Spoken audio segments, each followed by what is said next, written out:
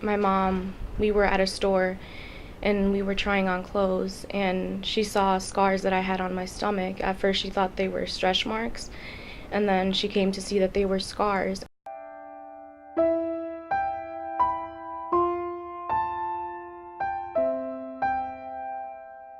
Growing up, it was really hard because I didn't know who to talk about it to. And my family always thought I was the odd one out. I went through a phase where I just like wore black all the time. I didn't like doing anything. I just stayed home, slept.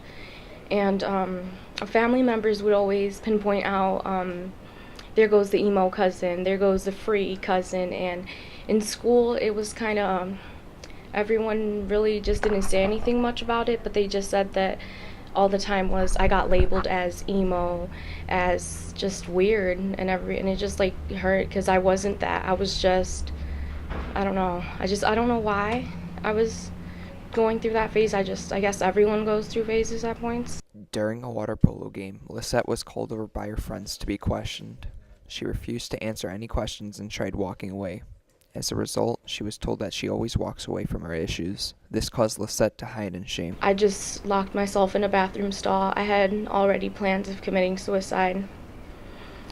I was finishing up my last letter that I wrote to my mom, and they found me in the bathroom crying, and they kept trying to bang on the door to get me to open it, and I wouldn't open it.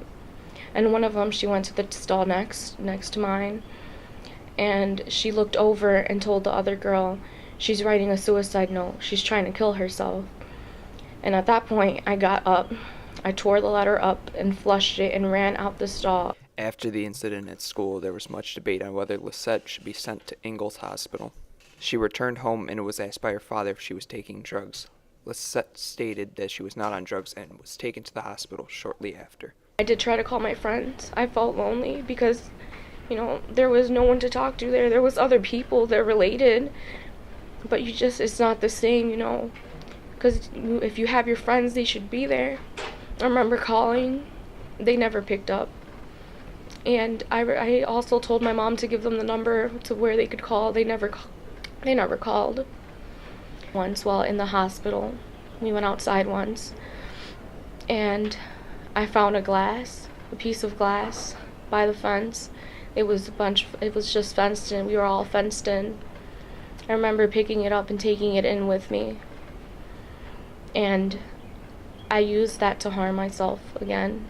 Regardless of the rough patch that Lisette has been through, she trades her tragedy for triumph and becomes all the more wise.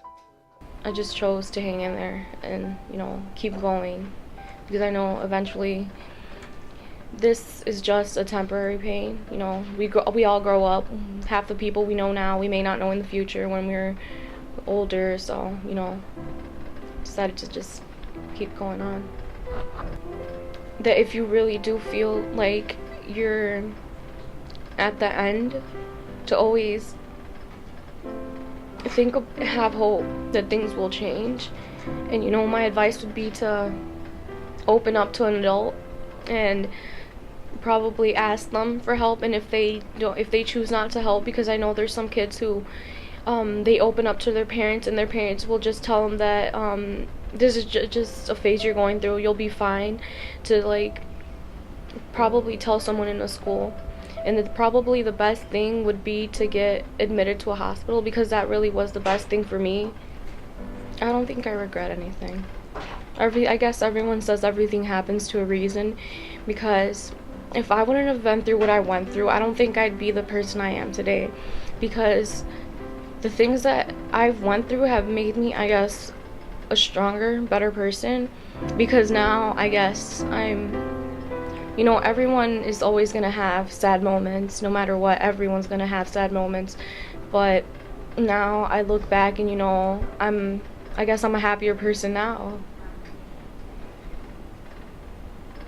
Lisette has set an example for herself and everyone who happens to be in a similar situation as her.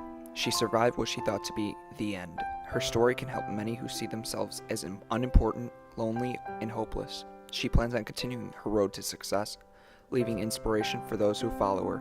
Her tragedy made her triumph even more glorious in the end.